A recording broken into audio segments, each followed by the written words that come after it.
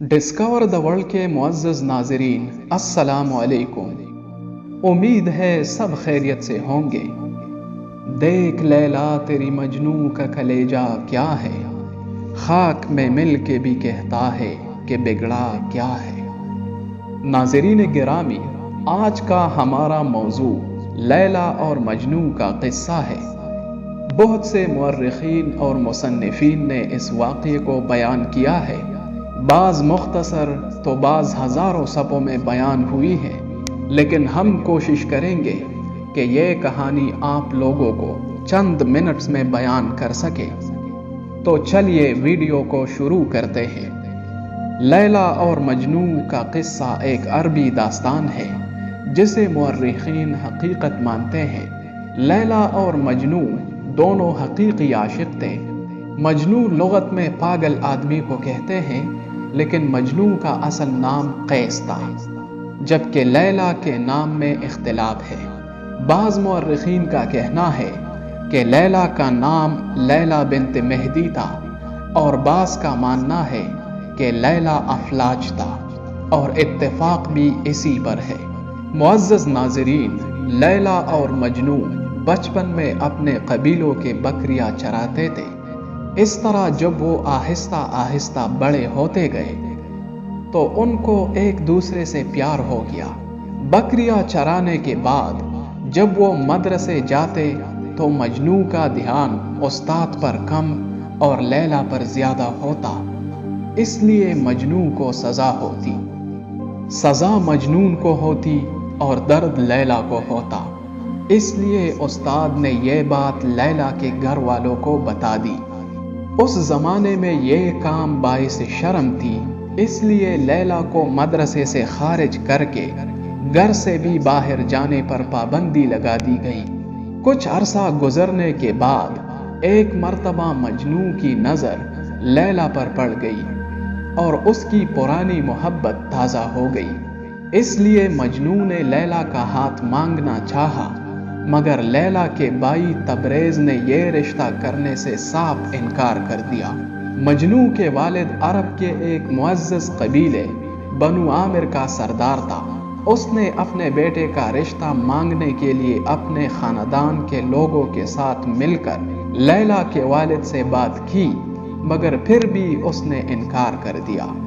پھر قبیلے ثقیف کے ایک نوجوان نے لیلا کا رشتہ مانگا، جسے لیلا کے خاندان نے قبول کر دیا۔ مجنوں کو جب اس بات کا علم ہوا تو شدید صدمہ لگنے کی وجہ سے وہ کافی بیمار پڑ گیا اور دن بدن بیماری بڑھتی گئی۔ مجنوں کے والدین نہایت پریشان تھے اور اپنے بیٹی کی زندگی کے لیے کافی کوششیں کی، لیکن کچھ نہ بن سکا۔ پھر قبیلے والوں نے مجنوں کے والد کو مشورہ دیا کہ وہ مجنوں کو ساتھ لے کر خانہ کعبہ چلا جائے۔ مجنوں کے والد نے ایسا ہی کیا، اور جب وہاں پہنچے تو اس نے مجنوں سے کہا کہ لیلا کی محبت سے چھٹکارا پانے کے لیے دعا کر، جس کے جواب میں مجنوں نے دعا کی کہ اے اللہ، مجھے لیلا کی قربت عطا فرما۔ مجنوں کا والد نا امید ہو کر اسے واپس لے گیا، اور واپس پہنچنے کے بعد ایک بار پھر لیلا کے والد کے پاس رشتہ مانگنے چلے گئے، لیکن پھر بھی انکار کے ساتھ واپس آنا پڑا۔ ادھر لیلا بھی مجنوں کی محبت میں گرفتار تھی، لیکن زمانے کے بندشوں اور خاندان کے عزت نفس کی وجہ سے اپنے خاندان کی بات ماننے پر مجبور تھی۔ وقت گزرتا گیا اور مجنوں کی حالت بدتر ہوتی گئی۔ قبیلے کے بعض لوگوں نے انگلی ٹیڑھی کرنے کا مشورہ دیا کہ مجنوں کو اس بات سے منع کیا جائے۔ اسی لیے مجنوں کو تپتی ریت پر لٹایا گیا اور اسے کوڑے مارے گئے، لیکن مجنوں کے منہ سے صرف ایک ہی لفظ نکلتی، لیلا لیلا۔ کچھ عرصہ گزرنے کے بعد لیلا کی شادی ہو گئی، اور جب یہ خبر مجنوں تک پہنچی تو اس پر قیامت ٹوٹ پڑی۔ دماغ نے یہ صدمہ برداشت کرنے میں مجنوں کا ساتھ نہ دیا، اور آخر کار ذہنی توازن کھو بیٹھا۔ مجنوں گاؤں کے گلیوں میں گھومتا، اور انسان تو کیا، جانوروں اور درختوں سے لیلا کا پتہ پوچھتا، لیکن کوئی جواب نہ ملتا۔ اسی حال میں ایک دن وہ صحرا کی طرف نکلا اور لیلا کی یادوں میں گم کافی دور نکل گیا۔ مجنوں کے گھر والے مجنوں کو تلاشتے رہے، جو کہ انہیں 4 دن بعد ایک پتریلی وادی میں مرا پڑا ملا۔ مورخین کے مطابق لیلا اور مجنوں دونوں شاعر تھے، اور یہی وجہ ہے کہ ان کی محبت کی داستان تاریخ کے نمایاں صفحوں میں درج ہے۔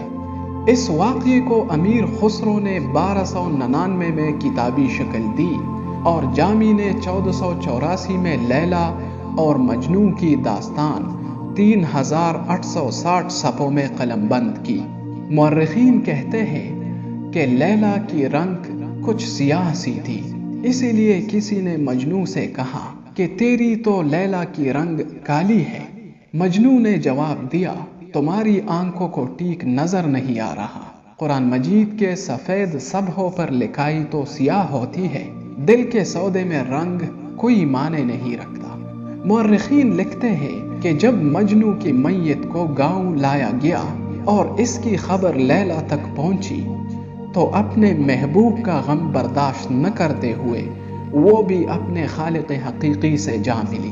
ایک بار حضرت امام جعفر صادق سے کسی نے پوچھا کہ انسان کو انسان سے عشق کیوں ہوتا ہے، تو اس نے جواب دیا کہ میں نے اپنے بابا سے، اس نے اپنے بابا سے، اور اس کے بابا نے حضرت محمد صلی اللہ علیہ وسلم سے یہ کہتے ہوئے سنا کہ ہر انسان میں ایک صفت ہوتی ہے، کوئی سخی ہوتا ہے، کوئی رحم دل ہوتا ہے، کوئی عادل تو کوئی بہادر ہوتا ہے۔ جب انسان اپنی اوصاف کی خوشبو کسی دوسرے انسان میں محسوس کرتا ہے تو وہ اس کی طرف مائل ہونا شروع ہو جاتا ہے، وہ اس میں خود کو اور خود کو اس میں دیکھتا ہے، اسی لیے وہ ہر پل اسے خوش دیکھنا چاہتا ہے۔ انسانی زندگی کی اس کیفیت کو دنیا والے عشق کہتے ہیں۔